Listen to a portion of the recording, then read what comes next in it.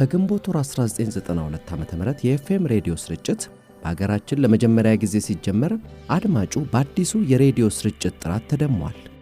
በእርግጥ ከዚያ በፊት በተለይም በከተሞች አካባቢ በስፋት ለሬዲዮ ማሰራጫነት የሚውለው የኤኤም ሬዲዮ ስርጭት ጥራት ከጊዜ ወደ ጊዜ እየተሻሻለ መጥቶ ስለነበር ከኤኤሙ ስርጭት አንጻር የኤፍኤሙ ስርጭት ጥራት ያን ያክልም ተአምራዊ ላይሆን ይችላል።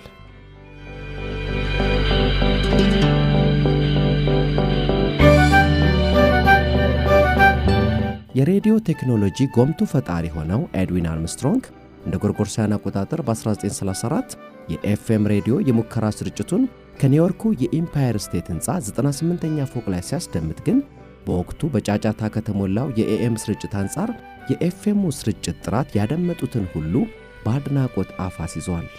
ከዛን ዘመኑ የሬዲዮ ቴክኖሎጂ አንጻር በኤፍኤም ሬዲዮ ጥራትና በኤኤሙ መካከል ያለው የድምፅ ጥራት ልዩነት የሰማይና የምድር ያክል ነበር።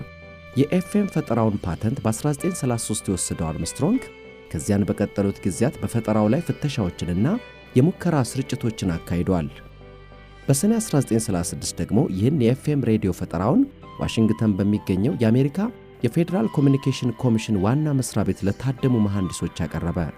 በወቅቱ በቦታው የነበረው የዩናይትድ ፕሬሱ ጋዜጠኛ አርምስትሮንግ የኤፍኤም ስርጭቱን ጥራት ለማሳየት የተቀረጸ የጃዝ ሙዚቃን ታዳሚው በኤኤም ሬዲዮ ስርጭት እንዲያዳምጥ ካደረገ በኋላ ስርጭቱን ወደ ኤፍኤም ሲያዞረው አዳራሹን የሞላው 500 መሐንዲስ በስርጭቱ ጥራት በአግራሞት ጸጥ አለ ሲል ዘግቧል።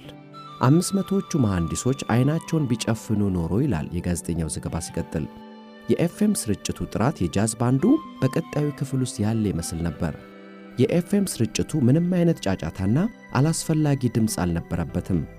ማሳየቱ ካበቃ በኋላ ያነጋገርኳቸው በርካታ መሐንዲሶች ፈጠራውን የኤሌክትሪክ ንዝረትን ወደ ድምፅ ከሚቀይረው ክሪስታል ፈጠራ በኋላ በሬዲዮ ቴክኖሎጂ ታላቁ ፈጠራ ነው ብለውኛል ብሏል።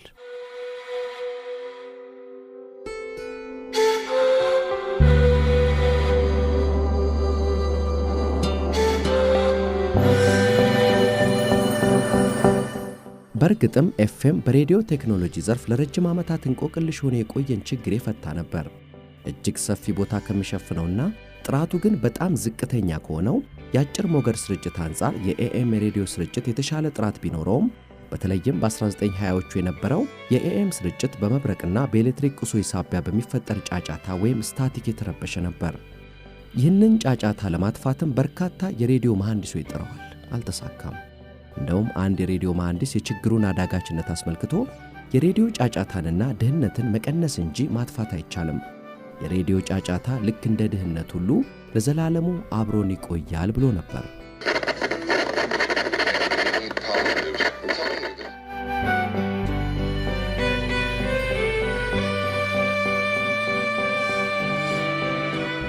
የዩኒቨርሲቲ ተማሪ ሳለ እንዲሁም በአንደኛው የዓለም ጦርነት ሰሞን በፈጠራቸው የሪጀነሬቲቭ ሰርኪዩትና የሱፐር ሄትሮዳይን ሪሲቨር ፈጠራዎቹ ለሬዲዮ መቀበያና ለድምፁ ጥራት ታላቅ ምርት ያበረከተው አርምስትሮንግ እነሆ በ1933 ደግሞ በብዙዎች ዘንድ አይቻልም ለተባለለት የሬዲዮ ጫጫታ መፍትሄ ያገኘ።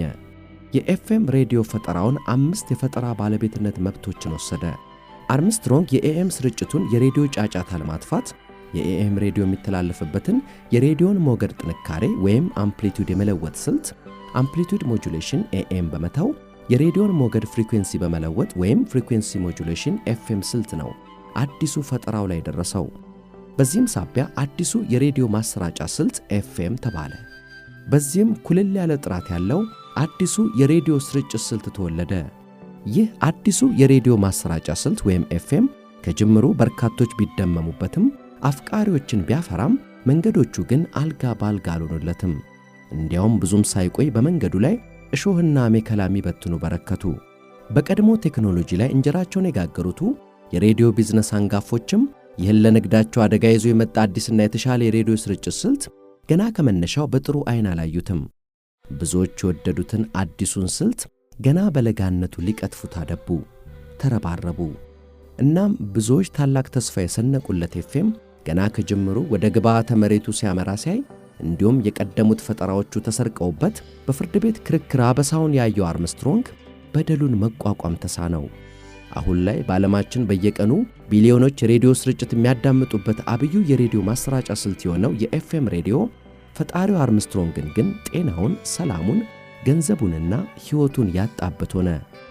እረ ለመሆኑ ይህ የሬዲዮ ዓለም ታላቁ ፈጣሪ አርምስትሮንግ ማን ይሆን?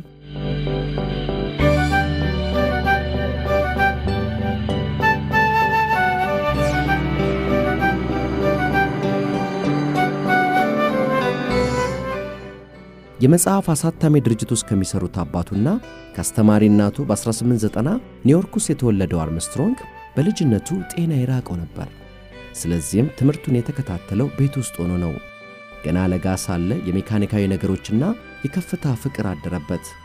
አርምስትሮንግ የወደፊት የሕይወቱ አቅጣጫ ጠራው መሰል በግቢያቸው ውስጥ የአንቴና ማማ መሳይ ነገር ሰርቶ በመንጠላጥያ ይወጣ ይወርድ ያዘ።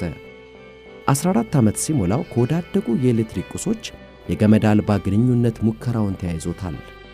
በ1912 በኮሎምቢያ ዩኒቨርሲቲ የኤሌክትሪካል ምህንድስና ተማሪ ሳለ የወቅቱን የሬዲዮ መቀበያዎች ሞገድ የመቀበል ብቃት በመቶዎች እጥፍ ማሻሻል የቻለውን የመጀመሪያውን የሪጀነሬቲቭ ሰርኪዩት ፈጠራውን እንሆ አለ። የዩኒቨርሲቲ ቆይታውን አስመልክተው መምህራኖቹ አርምስትሮንግን ከሚወደው ትምህርት ውጪ ለሌላው ትምህርት አይነት ግድ የሌለው እንዲሁም አሳማኝ ሆኖ ካላገኘው በቀር የመምህራኖቹንም ሆነ በተለምዶ የሚባሉ ነገሮችን ፈጽሞ የማይቀበልና የመምህራኖቹን ሐሳብ የሚገዳደር ነበር ይሉታል። ይህ ነፃ መንፈሱ ነው እንግዲህ የፈጠራን በር የከፈተለት።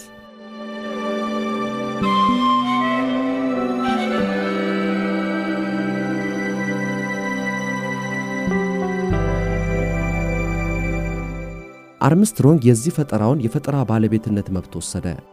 ይህን የመጀመሪያ ፈጠራውንም ጓደኛው ለነበረውና ኋላ ላይ በአሜሪካ የሬዲዮና ቴሌቪዥን ኢንዱስትሪ ውስጥ ትልቅ ቦታ ለያዘው ለዴቪድ ሳርኖፍ አሳየው። ከመጀመሪያው ፈጠራው 6 ዓመታት በኋላ በአንደኛው የዓለም ጦርነት ወቅት በአሜሪካ ጦር የኮሚኒኬሽን ጓድ ውስጥ እየሰራ ሳለ ደግሞ የጀርመን ጦርን የመረጃ ልውውጥ ለመጥለፍ ያደረገው ጥናት ለሌላኛው የሄትሮዳይን ሪሲቨር ግኝቱ አበቃው። ሁለቱ ፈጠራዎቹ አሁን ድረስ በሬዲዮ ቴክኖሎጂ ውስጥ ቁልፍ ቦታ አላቸው።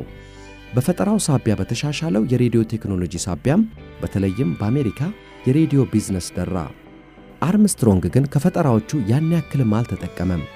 ይልቁንም በተደጋጋሚ በገጠመው የፈጠራዎቹ ስርቆች ሳቢያ የፍርድ ቤት ክርክር ነበር የተረፈው ማለት ይቻላል። በ1922 መላው የቴክኖሎጂው ማህበረሰብ ፈጠራው የአርምስትሮንግ መሆኑን እየመሰከረ የቴክኖሎጂ ፈጠራ ሰጣ ገባውን ያልተረዳው ፍርድ ቤት የአርምስትሮንግን የመጀመሪያውን የሪጀነሬቲቭ ሰርኪዩት ፈጠራ መብት ከአርምስትሮንግ ነጥቆ ለኤቲኤንድቲ ኩባንያ ሰጠው። ኤቲኤንድቲ የፈጠራ መብቱን ዲፎረስት ከተባለ ሰው ነው የገዛው። ዲፎረስት ደግሞ ከአርምስትሮንግ ፈጠራ ጋር አንድ አይነት የሆነውን የሪጀነሬቲቭ ሰርኪዩት ፈጠራውን ያስመዘገበው አርምስትሮንግ ካስመዘገበ ከ2 ዓመታት በኋላ ነበር። ፈጠራው የአርምስትሮንግ መሆኑን የሚረዳው የቴክኖሎጂው ማህበረሰብ በፍርድ ቤቱ ውሳኔ ደንግጧል። አርምስትሮንግ ውሳኔውን ለማስቀልበስ ለ21 ዓመታት በዘለቀውና 30 ዳኞችና 13 ብያኔዎችን ባስተናገደው አታካች የፍርድ ቤት ክርክር መብቱን ለማስመለስ ቢጥርም አልተሳካለትም።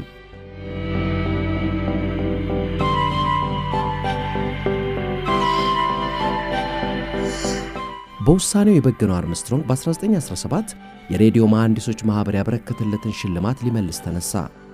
ሸላሚዎቹ ግን እኛ ፈጠራው ያንተ መሆኑን እናውቃለን በሚል ጥያቄውን አልተቀበሉትም። አርምስትሮንግ በፍርድ ቤት ክርክሩ መሃል ምርምሩን ቀጥሏል። የመጀመሪያውን ፈጠራውን ካሳየው ዴቪድ ሳርኖፍ ጋርም አሁንም ጓደኞች ናቸው። በከፍታ ፍቅር የተነደፈው አርምስትሮንግ በ1923 አንዲት ቀን በአንድ የኒውዮርክ 20 ፎቅ ሕንፃ ላይ ወደ ተሰቀለ አንቴና ወጥቶ በሁለት እጆቹ ተገልብጦ ፎቶ ተነሳ። በቦታው የነበረ አንድ ሰው ምን የሚሉት የጅል ሥራ ነው የምትሠራው አለው። መንፈሴ በልበል ስላለኝ ነው አለ አርምስትሮንግ። አርምስትሮንግ የተነሳውን ፎቶ ለጓደኛው ለዴቪድ ሳርኖፍ ጸሐፊ ለነበረችው ማሪዮን ማኪን ሰጣት። ጾታዊ ማማለያ ሳይሆን አይቀርም። በዓመቱ ተጋቡ። ለጋብቻ ስጦታው ደግሞ የዓለማችንን የመጀመሪያውን ተንቀሳቃሽ ሱፐር ሄትሮዳይን ሬዲዮ አበረከተላት።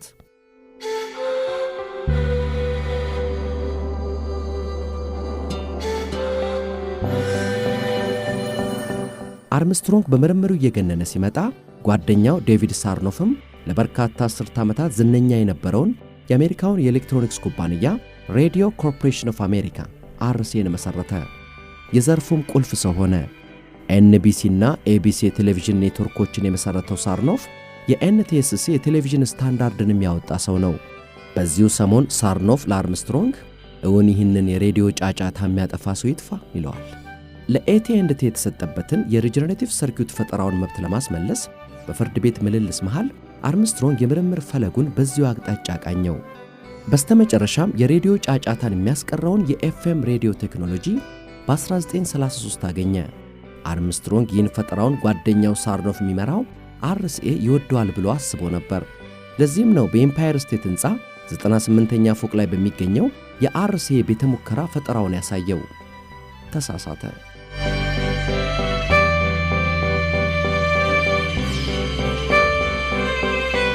በኤኤም ሬዲዮ ላይ የተመሠረተ ሰፊ ቢዝነስ ያለው አርሲኤ ከባድ ተቀናቃኝ ይሆናል ብሎ የፈራውን የአርምስትሮንግን የኤፍኤም ፈጠራ አልወደደውም። ይልቁንም አርሲኤ በወቅቱ ዳዴል በነበረው የቴሌቪዥን ቴክኖሎጂ ላይ ተስፋ ጥሏል። አርምስትሮንግ ከኤምፓየር ስቴት ሕንፃው ሙከራ ብዙም ሳይቆይ የአርሲኤ ሰዎች በትህትና ዕቃዎችን ከዚህ ታወጣልን አሉት። ጊዜን አባከኑብኝ በሚል የተበሳጨው አርምስትሮንግ በ1936 ጉዳዩ የሚመለከተውን የአሜሪካ ፌዴራል ኮሚኒኬሽን ኮሚሽን ወይም ኤፍሲሲ ለኤፍኤም ሬዲዮ የማሰራጫ ፍሪኩዌንሲ እንዲመድብለት ጠየቀ። የቀድሞ ጓደኛው የአሁኑ የአርሲኤ መስራችና የሬዲዮ ቢዝነስ ግዙፉ ሰው ዴቪድ ሳርኖፍ ቦታው ለቴሌቪዥን እንፈልገዋለን በሚል ተቃውሞውን አሰማ። ቢሆንም ግን አርምስትሮንግ በከፍተኛ ጥረት ከ44 ሜጋሄርዝ እስከ 50 ሜጋሄርዝ ያለው ለኤፍኤም ሬዲዮ ማሰራጫነት እንዲመደብ አደረገ። በ1939ም የኤፍኤም ሬዲዮ ማማዎችን አስገነባ። የኤፍኤም ጣቢያውም ስርጭት ጀመረ። ከዋና ዋና የኤሌክትሮኒክስ ቁስ አምራቾች ጋርም የኤፍኤም መቀበያ እንዲያመርቱና ላመረቱት ለእያንዳንዱ መቀበያ የባለቤትነት መብት ክፍያ እንዲከፍሉ ተስማማ። አሜሪካ ሁለተኛ የዓለም ጦርነት ውስጥ ብትገባም የኤፍኤም ፍላጎት እየናረ መጣ። በ1945 በአሜሪካ 46 የኤፍኤም ጣቢያዎችና ከግማሽ ሚሊዮን በላይ የኤፍኤም ሬዲዮ መቀበያዎች ነበሩ። የኤፍኤምን ስኬት ያየው አርሲኤ ሙሉን የኤፍኤም የባለቤትነት መብት በ$1 ሚሊዮን ከአርምስትሮንግ ላይ ለመግዛት ጠየቀ።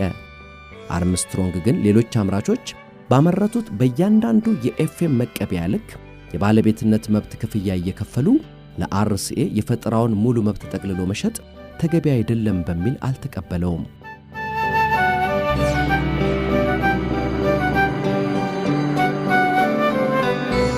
ሁሉም ነገር ሰምሮ ባለበት ግን በጥር 1945 መላውን የኤፍኤም ዓለም የሚያጨልም ክስተት ተፈጠረ። የፍሪኩዌንሲ ደልዳዩ የአሜሪካ ፌዴራል ኮሚኒኬሽን ኮሚሽን ኤፍኤምን ከነበረበት ከ42 እስከ 50 ሜጋሄርዝ ቦታ አሁን ላይ ኤፍኤምን ወደምናውቅበት ከ88 እስከ 108 ሜጋሄርዝ እንዲዛወር ወሰነ። የዘርፉ አጥኚዎች እንደሚስማሙት ከዚህ ለውጥ ጀርባ በኤፍኤም ተወዳጅነት ሳቢያ የኤኤም ሬዲዮ ቢዝነሱን እንዳያጣ የሰጋው የሳርኖፍ አርሲኤ ኩባንያ አለበት። ይህም ውሳኔ በአንድ ጀንበር ከ42 እስከ 50 ሜጋሄርዝ ላሉት ፍሪኩዌንሲዎች እንዲሰሩ የተዋቀሩትን የኤፍኤም ሬዲዮ ማሰራጫዎችንና በየሰው እጅ የሚገኙትን ግማሽ ሚሊዮን ያክል የኤፍኤም ሬዲዮ መቀበያዎችን ከጥቅም ውጭ ያደረጋቸው። የቀድሞ የኤፍኤም መቀበያ ከጥቅም ውጭ የሆነበት አድማጭ አዲስ የኤፍኤም መቀበያ ይገዛል ብሎ ማሰብ አዳጋች በሆነበት የኤፍኤም ሬዲዮ ነገር ሞት አፋፍ ደረሰ። ተስፋ የጣለበት ፈጠራው ገና በእንጭጩ ሊቀጭ መሆኑን የተመለከተው አርምስትሮንግ ተስፋ ቆረጠ፣ ብስጩ ሆነ፣ ትዕግስቱን አጣ። ይህ ሳያንሰው ደግሞ አርምስትሮንግ ከአርሲኤ እና ኤንቢሲ ጣቢያ ጋር የፍርድ ቤት አተካራ ውስጥ ገባ። የኤፍኤም ፈጠራውን እንግዛ ብለውት እምቢ ሲል የሱኑ ፈጠራ የራሳቸው አስመስለው አዲስ ያሉትን የኤፍኤም ፈጠራ ያስመዘገቡት እና አርሲኤ የራሳቸውን የኤፍኤም መቀበያ ማምረት ብቻ ሳይሆን ከሌሎች አምራቾችም የፈጠራ ባለቤትነት ክፍያ ይቀበሉ ይዘዋል። ለአርምስትሮንግ ይከፍሉ የነበሩትንም አምራቾች ፈጠራው የኛ ስለሆነ ለሱ መክፈል አይገባችሁም እያሉ መቀስቀሳቸውን የሰማው አርምስትሮንግ አዲስ የተባለው ፈጠራ ምኑም አዲስ እንዳልሆነና የሱ ፈጠራ ተሰርቆ መሆኑን የሚገልጽ ቴክኒካዊ ወረቀት አሳትሞ ፍርድ ቤት ከሰሰ። ቢሆንም ግን ታላላቆቹን ኩባንያዎች ተከራክሮ ሊረታቸው አልቻለም። የፍርድ ቤቱ ክርክር የአርምስትሮንግን ጥሪታ ሟጠጠ፣ ጤናውንም አጣ። የከሰሳቸው ኩባንያዎች ገንዘብ ከፍለን ክሱ ይዘጋ ቢሉትም አሻፈረኝ ማለቱ ከወዳጅ ዘመድ አራራቀው። ባህሪው መረረ። በህዳር 1953 አንዲት ዕለት ብስጭትና ተስፋ መቁረጥ አመል የነሳው አርምስትሮንግ ለ31 ዓመታት በትዳር አብራው የቆየችውን ሚስቱን ኢስተር ማሪዮን አርምስትሮንግን በሳሎን የምድጃ እሳት መቆስቆሻ ብረት መታት። ጥላው ሄደች። ጥሪቱን አሟጧል፣ ጤናውን አጥቷል። ሚስቱም ጥላው ሄደች። በስተመጨረሻ ተስፋ ቆረጠ። ለጠበቃው ከአርሲኤ ጋር የገባበትን የፍርድ ቤት ክርክር በስምምነት እንዲፈታ ነግሮት ማስታወሻ ጽፎ ራሱን ከ13ኛ ፎቅ የኒውዮርክ አፓርትመንቱ ላይ ፈጠፈጠ። አስክሬኑ በቀጣዩ ቀን ተገኘ።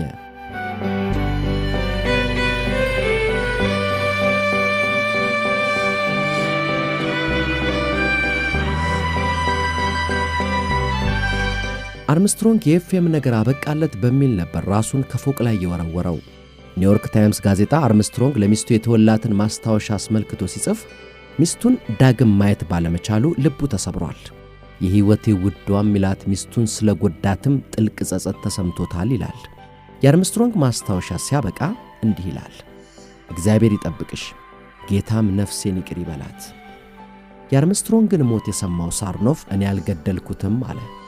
ሚስቱ በቀጣይ ዓመታት አርሲኤን ጨምሮ በሌሎች ኩባንያዎችም ላይ 21 የፈጠራ መብት ጥሰት ክሶችን መስርታ $10 ሚሊዮን ያክል በካሳ መልክ አገኘች። የባሏንም የኤፍኤም ፈጠራ መብት አጸደቀች። በስሙም የአርምስትሮንግ መታሰቢያ የምርምር ፋውንዴሽን አቋቋመች። ኤፍኤም ሬዲዮም በቀጠሉት 10 ዓመታት ቀስ በቀስ አቧራውን አራግፎ ተነሳ። በ1950ዎቹና 60ዎቹ የሚመረቱ ሬዲዮኖች ኤፍኤምን መቀበል እንዲችሉ መደረግ ሲጀመር የኤፍኤም አድማጭ እየጨመረ መጣ። በተለይም ሙዚቃ በሚያስደምጡ ጣቢያዎች ዘንድ በጥራቱ ተመራጭ ሆነ። በ1970ዎቹ ደግሞ አርሲኤ በዚህ ወቅት የገባበት የኮምፒውተር ቢዝነስ አላዋጣ ብሎት ከስሯል። የኤፍኤም አድማጭ ቁጥር የኤኤሙን በልጦ ሄደ። ከዚያን ጊዜ አንስቶም ልዩነቱ በየዓመቱ እየሰፋ ነው። ብዙዎች አርምስትሮንግ ትንሽ ቢቆይ ኖሮ የኤፍኤም ሬዲዮን ማንሰራራት ለማየት በበቃ ነበር ይላሉ። አልሆነም። ቢሆንም ግን ሬዲዮ እስካለ ድረስ በሬዲዮ ታሪክ ታላቁ የፈጠራ ሰው የሚሰኘው የኤድዊን አርምስትሮንግ ፈጠራዎች ምንጊዜም ይታወሳሉ።